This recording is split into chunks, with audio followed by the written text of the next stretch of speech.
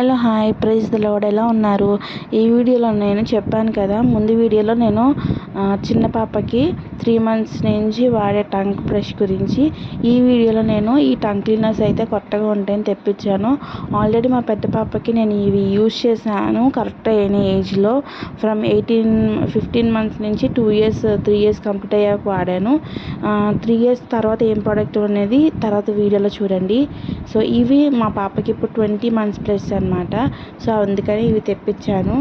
అంతకుముందు వరకు ఏ బ్రష్ వాడాననేది మీతో టంగ్ బ్రష్ ఏది వాడాననేది ముందు వీడియోలో పెట్టాను, ఒకసారి చెక్ చేయండి. చాలా యూస్ఫుల్ ప్రోడక్ట్స్ అండి. వాళ్ళు చక్కగా చేసుకుంటారు, క్లీనింగ్ ఈజీ.